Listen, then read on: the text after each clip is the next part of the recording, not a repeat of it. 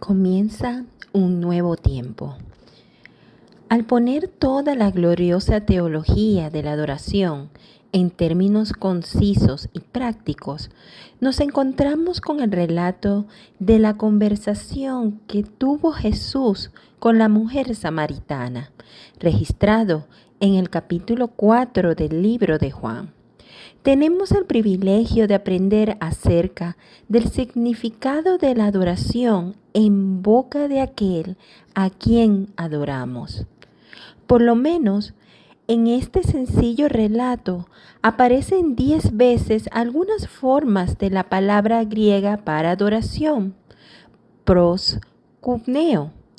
De esta manera, la idea de la adoración domina el pasaje y, aunque es breve, contiene la forma embrionaria de todos los elementos esenciales de la adoración. Es la enseñanza más definitiva, más importante y más clara sobre el tema de la adoración en todo el Nuevo Testamento. Será nuestro centro a lo largo de algunos capítulos. Ya hemos visto que la adoración no es simplemente una actividad que se incluye en nuestra programación en ciertos intervalos. Más bien, la adoración es un compromiso para toda la vida, una respuesta que abarca todo delante del Dios Santo y solo es posible para aquellos que han sido redimidos. Hemos sugerido una definición de adoración y examinamos su importancia, naturaleza y objeto. El relato en Juan 4 presenta todo esto y arroja más luz al respecto. Una cita divina. Juan describe los eventos que condujeron a la conversación de Jesús con la mujer samaritana. Se fue de Judea y volvió otra vez a Galilea. Como tenía que pasar por Samaria, llegó a un pueblo samaritano llamado Sicar, cerca del terreno que Jacob le había dado a su hijo José. Allí estaba el pozo de Jacob. Jesús, fatigado del camino, se sentó junto al pozo. Era cerca del mediodía. Sus discípulos habían ido al pueblo a comprar comida. En eso llegó a sacar agua una mujer de Samaria y Jesús le dijo: «Dame un poco de agua». Pero como los judíos no usan nada en común con los samaritanos, la mujer le respondió: «¿Cómo se te ocurre pedirme agua si tú eres judío y yo soy samaritana?». Juan capítulo 4, versículos 3 al 10. Aunque la ruta norte era la más común para ir a Galilea, Jesús tomó la ruta más inusual, ya que normalmente los judíos recorrían muchas más millas para evitar a los samaritanos, a quienes consideraban impuros. Pero Jesús estaba en Samaria con un propósito específico. Su viaje no era accidental, sino que estaba planeado. Fue ordenado por Dios. Tenía una cita divina con una mujer especial. Dios la estaba buscando para convertirla en una adoradora verdadera y envió a Jesús a traerla para tener una relación especial. Una casa dividida. Realmente los samaritanos, quienes eran descendientes que se habían mezclado, tenían sus raíces en la antigua nación de Israel. Las personas de esta tierra habían estado unidas durante el reinado de Saúl, David y Salomón. Cuando el reino se dividió, Judá, el reino del sur, se independizó. Finalmente, el reino del norte, Israel, fue juzgado por Dios, ya que era culpable de ser terriblemente malo. En el año 721 a.C., Israel fue derrotado por Sargón. La mayoría del pueblo fue llevado cautivo a Siria, donde fue esclavo de este pueblo. Los pobres fueron los únicos a quienes se les permitió permanecer en la tierra. Estaban en desventaja y si los asirios los recibían, debían hacerse cargo de ellos, por lo que fueron abandonados. Los extranjeros de alrededor, particularmente de Babilonia, empezaron a ubicarse en Israel y se casaron con los judíos que aún quedaban allí. La raza que surgió se conocía como samaritana debido a la ciudad capital, Samaria. Ellos fueron despreciados profundamente por los judíos, ya que según ellos habían vendido sus derechos de nacimiento. Su religión se volvió un híbrido entre el judaísmo y el paganismo. La historia indica que parecían querer mantener su herencia judía. Incluso les rogaron a los judíos que enviaran un sacerdote para que les enseñara cuál era la adoración verdadera a Dios, pero su petición fue rechazada. Así que fueron abandonados en su religión sincretista y la única alternativa que tuvieron fue establecer su propio lugar de adoración. Construyeron un templo en el monte Gerizim y empezaron a adorar a su propia manera, aparte del judaísmo. Esta situación duró hasta el año 128 a.C., cuando un gobernante macabeo, Juan Hircano, destruyó el templo de los samaritanos, el cual nunca se reconstruyó. Continuaron adorando en el monte Gerizim. Y hasta el día de hoy, aunque hay menos de 500 samaritanos sobre la faz de la tierra, se reúnen con regularidad en esta montaña vacía y realizan su adoración única, ceremonial y sacrificial, independiente de Jerusalén. ¿No es este el Cristo?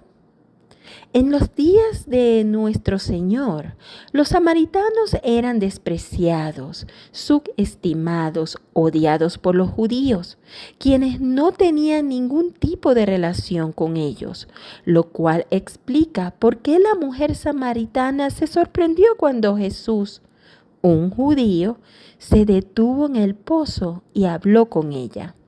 Sus discípulos habían ido al pueblo a comprar comida. En eso llegó a sacar agua una mujer de Samaria y Jesús le dijo: «Dame un poco de agua». Pero como los judíos no usan nada en común con los samaritanos, la mujer le respondió: «¿Cómo se te ocurre pedirme agua si tú eres judío y yo soy samaritana?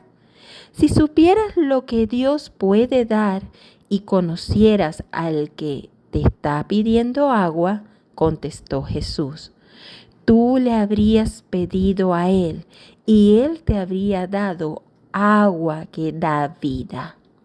Señor, ni siquiera tienes con qué sacar agua y el pozo es muy hondo. ¿De dónde pues vas a sacar esa agua que da vida? ¿Acaso eres tú superior a nuestro padre Jacob, que nos dejó este pozo, de cual bebieron él y sus hijos y su ganado? Todo el que beba de esta agua volverá a tener sed, respondió Jesús. Pero el que beba del agua que yo le daré no volverá a tener sed jamás, sino que dentro de él esa agua se convertirá en un manantial de que brotará vida eterna. Versículos del 7 al 14. De esta forma, Jesús le ofreció el regalo de la vida eterna y debido a sus afirmaciones despertó su curiosidad. La mujer pudo haberse sentido un poco confundida por lo que le estaba diciendo, pero sabía que se trataba de algo espiritualmente profundo. Ella entendió que Jesús no estaba hablando acerca de agua en el sentido literal. Las personas de esa parte del mundo estaban acostumbradas a las parábolas. No era inusual, especialmente de parte de un maestro o un rabí, hablar un término que connotaban un significado espiritual aparte del entorno y de las situaciones cotidianas. La respuesta de la mujer a Jesús en los mismos términos de la analogía que él emplea se ve en el versículo 15. Señor, dame esa agua para que no tenga yo sed ni venga aquí a sacarla. Después Jesús discernió su corazón diciéndole, ve a llamar a tu esposo y vuelve acá, le dijo Jesús. No tengo esposo, respondió la mujer. Bien has dicho que no tienes esposo. Es cierto que has tenido 5 y el que ahora tienes no es tu esposo. En esto has dicho la verdad. Señor, me doy cuenta de que tú eres profeta. Versículos del 16 al 19. Si tenía alguna pregunta acerca de si él era un hombre de Dios, seguro se desvaneció después de esa asombrosa revelación. Su respuesta se registra en el versículo 19. Señor, me parece que tú eres profeta. La mujer vio la omnisciencia de Cristo en acción. No podía haber otra explicación al hecho de que un extranjero tuviera tal conocimiento. Aunque los samaritanos aceptan solo el Pentateuco como la revelación de Dios, en este había suficientes verdades acerca del Mesías que los guiaban hacia él. El poder de la persona de Jesús debe haber hecho que la mujer lo viera por lo que él era, para que después le hubiera hablado a los hombres de la ciudad. Vengan a ver a un hombre que me ha dicho todo lo que he hecho.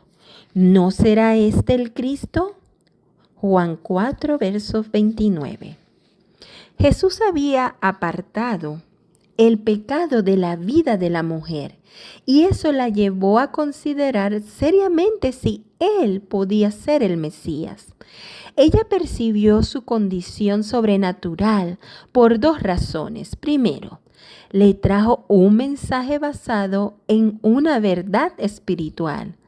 Y segundo, sabía que era humanamente imposible saber lo que él sabía. Tenía un mensaje y una percepción divina. Al reconocer que Jesús era enviado por Dios, le hizo la pregunta religiosa más pertinente. Nuestros antepasados adoraron en este monte, pero ustedes, los judíos, dicen que el lugar donde debemos adorar está en Jerusalén. Versículo 20. En otras palabras, ¿quién tiene la razón? ¿Los judíos o los samaritanos? ¿Cuál es la forma apropiada de adorar? Créeme, mujer, que se acerca la hora en que ni en este monte ni en Jerusalén adorarán ustedes al Padre. Ahora ustedes adorarán lo que no conocen. Nosotros adoramos lo que conocemos, porque la salvación proviene de los judíos. Pero se acerca la hora y ha llegado ya en que los verdaderos adoradores rendirán culto al Padre en espíritu y en verdad, porque así quieren quiere el Padre que sean los que le adoren. Dios es espíritu y quienes lo adoran deben hacerlo en espíritu y en verdad.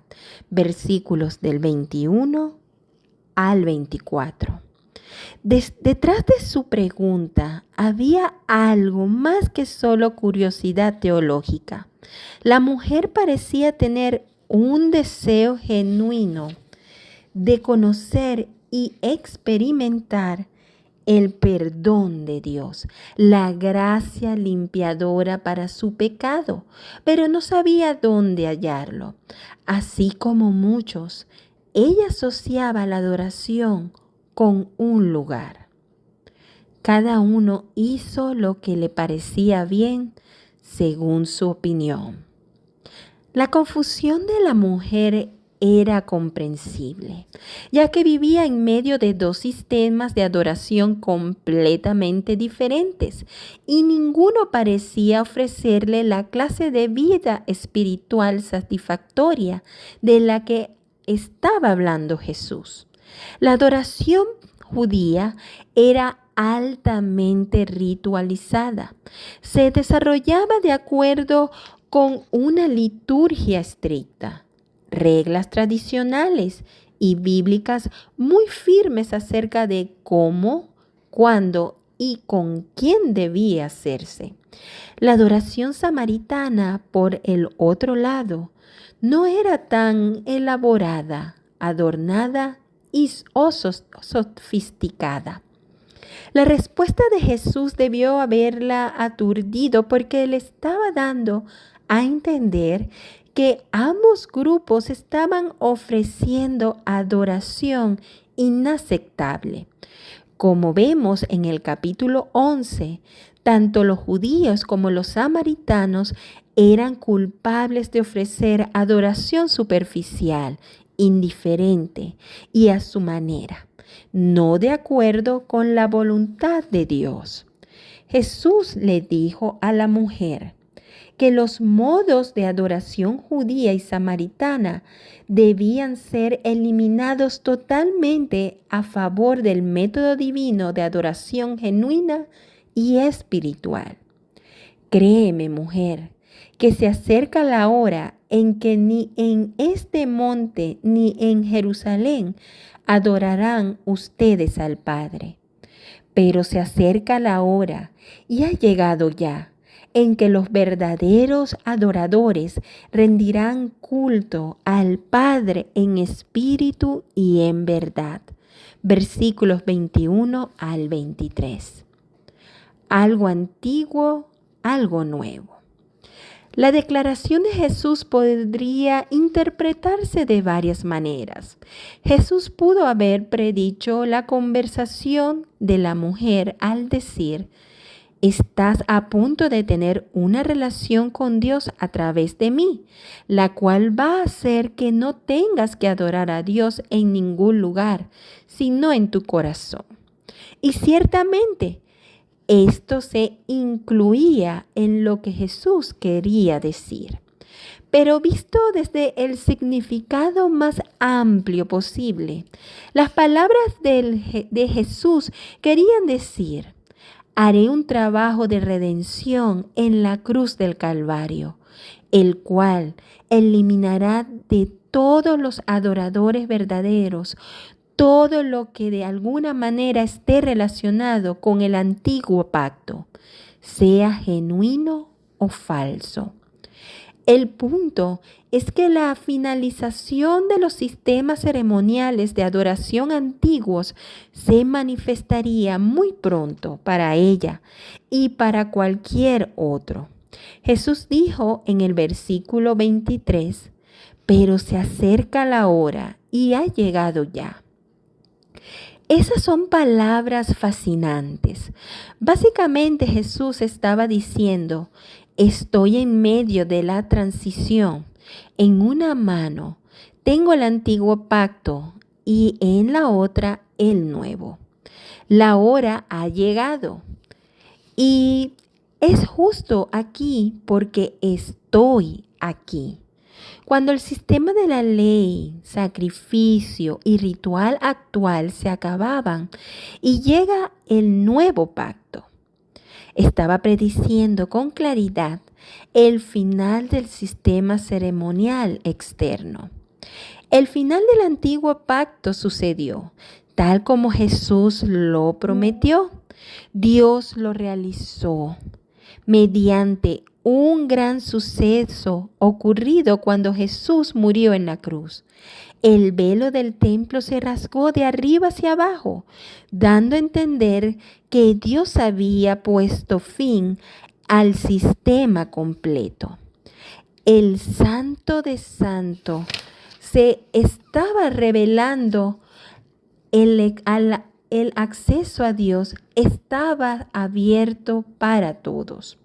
Las sombras dieron espacio a la sustancia. Ver Colosenses capítulo 2, versículo 17. Y solo para asegurarse de que nadie estaba confundido sobre el estatus del sistema antiguo, en el año 70 después de Cristo, Dios permitió que Jerusalén y el templo fueran destruidos. Nunca se ha reconstruido.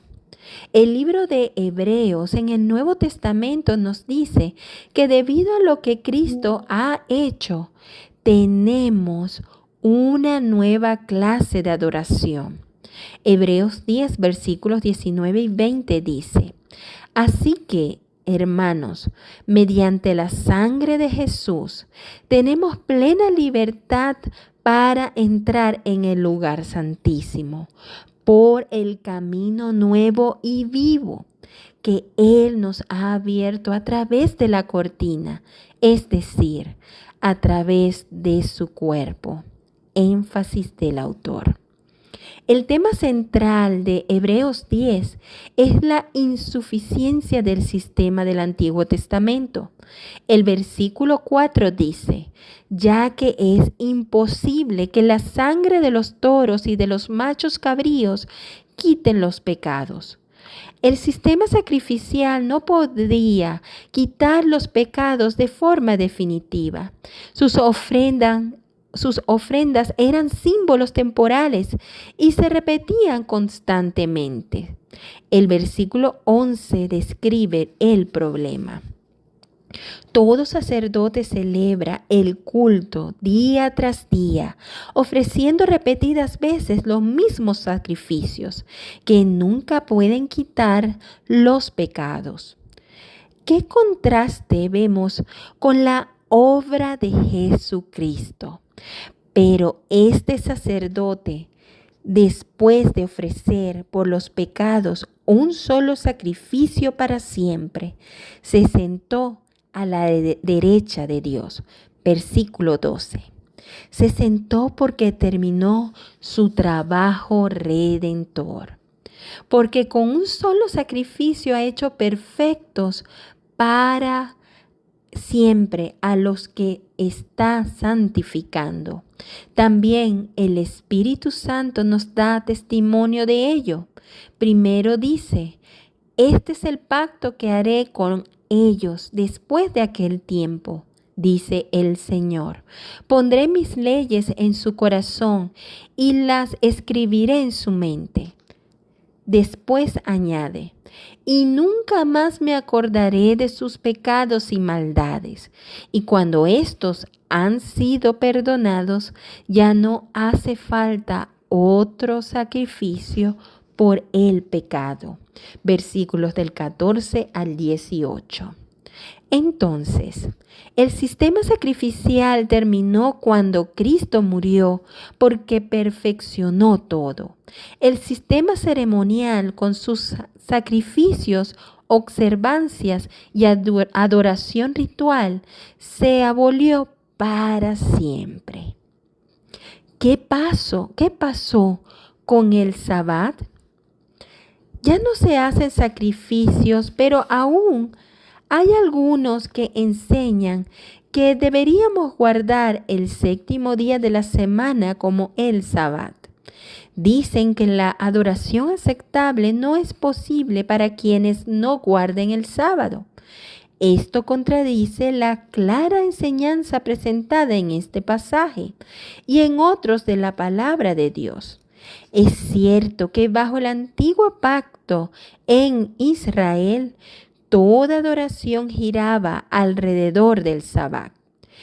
El calendario judío funcionaba en ciclos de 7 y todos los días de la adoración. Todas las grandes fiestas, festivales y celebraciones se vinculaban con el concepto del Sabbat. Había varias clases de Sabbat, pero todos tenían un propósito: el cese del trabajo para adorar a Dios. Levítico 23, versículo 3 describe el Sabbat semanal. Trabajarán ustedes durante 6 días, pero el séptimo día es de reposo. Es un día de fiesta solemne en mi honor, en el que no habrá ningún trabajo. Donde quiera que ustedes vivan, será sábado consagrado al Señor. El resto del capítulo describe las muchas otras fiestas y celebraciones realizadas en el Sabbat. En cada una se hacía una convocatoria santa a un tiempo sagrado en el que el pueblo de Dios se reunía a adorar. En Levítico 25, Dios esboza las instrucciones para las observancias de otras 2 clases de Sabbat. El año sabático, el cual debía guardarse cada 7º año, cuando los campos no se sembraban y las personas se concentraban en adorar a Dios durante el año, y el año de jubileo, el cual debía darse cada 49 años, es decir, en el año 50, luego de 7 veces 7 años sabáticos. En el año de jubileo, la observancia del único Sabbat venía en el mes 7º, en el día de la expiación. Ese día sonaba la trompeta y todos los esclavos, prisioneros y refugiados eran liberados. La propiedad comprada se devolvía a su dueño original y cada uno volvía a su propia familia. Los conceptos fundamentales detrás de cada Sabbat eran el descanso y la adoración. El Sabbat semanal era un descanso para las personas de sus trabajos diarios y un tiempo para enfocarse en Dios. Las fiestas sabáticas eran celebraciones santas que se guardaban para adorar y reflexionar sobre los asuntos de Dios. El Sabbat del 7º año permitía que los campos descansaran durante un año. El año del jubileo liberaba a los esclavos y cautivos y daba descanso y motivos de celebración a todos. El propósito del Sabbat era meramente simbólico, de la misma manera que el sistema sacrificial, con todos sus corderos impecables, bueyes asesinados y sacrificios de sangre. Simbolizaba la expiación que Cristo hizo en la cruz. El sistema del Sabbat simbolizaba el descanso y la adoración verdaderos que el pueblo de Dios hallaría mediante el Mesías. El sistema del Sabbat señalaba un tiempo en que el pueblo de Dios se unía en un llamamiento santo, una liberación espiritual de los cautivos, una liberación física de los esclavos y un cese verdadero del trabajo. Se anhelaba la llegada del nuevo pacto. El mismo Jesús anunció la llegada de esta verdad. En Lucas 4 leemos que fue a la sinagoga durante un sabbat, tomó el rollo y leyó. El Espíritu del Señor está sobre mí, por cuanto me ha ungido para anunciar buenas nuevas a los pobres. Me ha enviado a proclamar libertad a los cautivos y dar vista a los ciegos, a poner en libertad a los oprimidos y pregonar el año del favor del Señor. Versículos 18 y 19.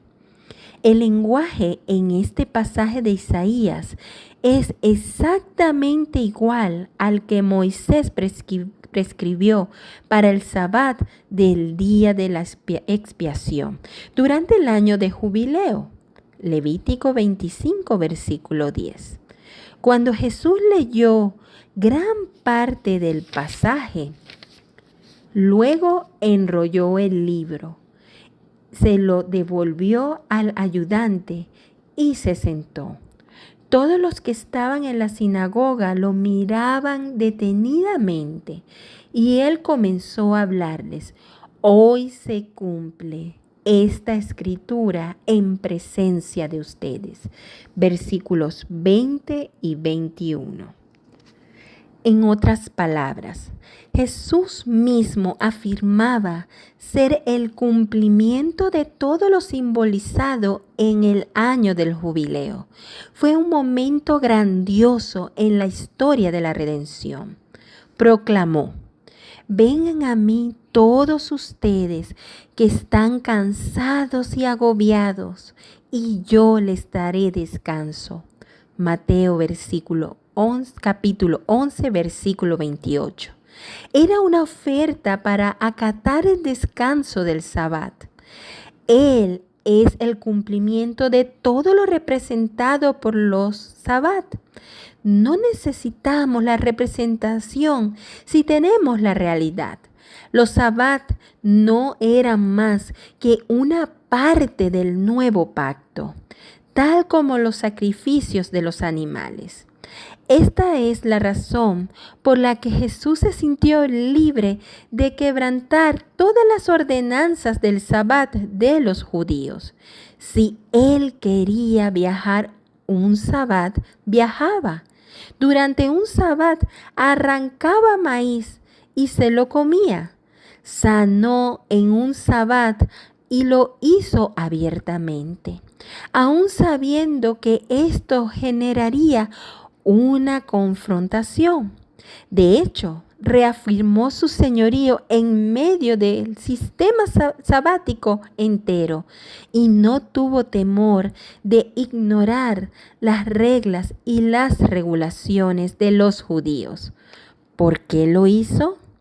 Cristo era la esencia. El Sabbat era una sombra de él. Pablo llega a esa conclusión en Colosenses capítulo 2, versículos 16 y 17. Así que nadie los juzgue a ustedes por lo que comen o beben, o con respecto a días de fiesta religiosa, de luna nueva o de reposo. Todo es una sombra de las cosas que están por venir. La realidad se halla en Cristo. Adoramos bajo un nuevo sistema, no por la vía de la muerte del sacrificio animal, ni por la vía del Sabbat y las ceremonias, sino por el camino nuevo y vivo que Él nos ha abierto a través de la cortina, es decir, a través de su cuerpo. Y tenemos además un gran sacerdote al frente de la familia de Dios. Hebreos capítulo 10, versículos 20 y 21. Las ceremonias externas, las formas y los días especiales ya no nos amarran. Esta maravillosa verdad se resaltó en las elocuentes palabras de nuestro Señor cuando le respondió a la mujer samaritana. Ver también Romanos capítulo 14, versículos 5 y 6. No han cambiado muchas cosas. Hoy vivimos bajo el nuevo pacto, pero ¿La adoración de hoy es mejor que la encontrada por Jesús en su primera venida? Si apareciera en escena hoy, me pregunto, ¿qué diría acerca de la adoración moderna que se dice hacer en su nombre? En su libro Adoración, A.P. Hicks describe la adoración falsa y celestialmente ritualista de muchas iglesias contemporáneas. Mucha de la llamada adoración pública en la cristiandad es simplemente una forma del judaísmo cristianizado y en algunos casos apenas es paganismo disfrazado. En el judaísmo había una casta sacerdotal separada. Era la única que podía dirigir la adoración de Israel. En la cristiandad es fundamental un sacerdocio artificial llamado el clero para la adoración, en lugar de la enseñanza sencilla del Nuevo Testamento en la que todos los creyentes son sacerdotes. Los sacerdotes del judaísmo vestían un traje distintivo y el clero también lo hace.